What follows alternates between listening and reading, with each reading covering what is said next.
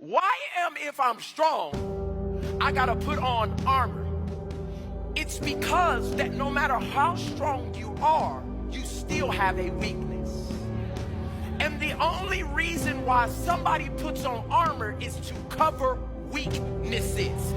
That's why if you ever see anybody back in the day going to armor, they had a breastplate around them. They had things to guard all of the internal or major internal organs, because no matter how strong you present yourself, there is always still a weak area in your life. What are you trying to say, Pastor Mike? I don't care how much money you've made. I do not care how great your family looks. I do not care what you've overcome to this point. If you are alive and a human being, you still have a weakness. And so this message today is for everybody, because some of your weakness is more detectable than others. Some of us have a substance abuse problem that's a weakness for us that everybody can smell and see in our actions. But do you know pride is just as intoxicating? Uh-oh. Did you know greed and gluttony is just as harmful?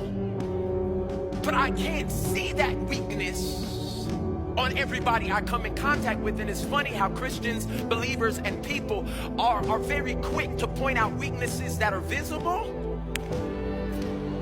But many times we don't acknowledge the weaknesses in ourselves that nobody can see.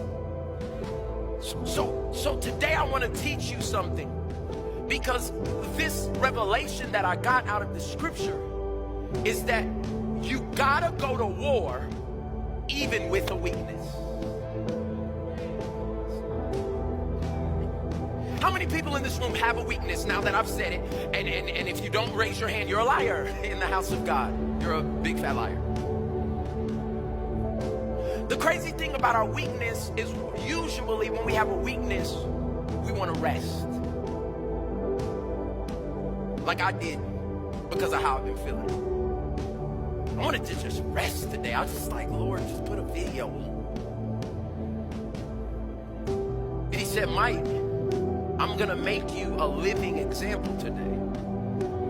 He said, I need you to get ready to go to war with your weakness. And see, the problem is most of us have been taught all of our life that our weakness is why we cannot do something. But when I read this scripture, I'm finding out that he says, be strong. I want you to be strong. But every warrior is going to have to get up and fight something with armor on, because you will be weak going to war. And I think about single mothers who, if you focus too much on what you don't have, you won't get up to be the mother that you could be. And you gotta get up every morning. Shout out to all the single mothers that gotta get up, and you gotta go to war with the weakness. Y'all don't hear me?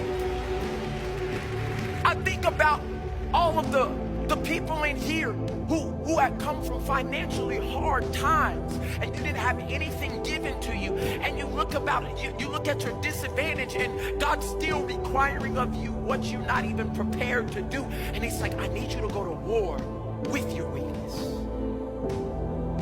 We went down the road and we were on a real honest conversation. All of us have a weakness that we don't like to talk about, that God's not saying sit on the sideline for this next year. He's like, yeah, I knew you were addicted to that when I called you. We gotta go with the weakness. Oh yeah, you thought you were ugly all your life. Yeah, no, I know you're insecure about that, and I know you're insecure about not knowing who your father is, and I know you're, but no. You can come to war with your weakness. Oh, you thought I wasn't going to use you because they used you up in them relationships. Oh, you thought, no, I factor in your weakness. And we got to go to war. Somebody say we got to go to war with the weakness. Tell your neighbor they didn't believe it. Say we got to go to war with the weakness. This is about to set somebody free, because somebody's been sitting on the sideline of life looking at everything that hasn't happened, everything that you were never picked for, everything that seemed to pass you over. And God says, here it is, your time is done. We're going to war with the weakness.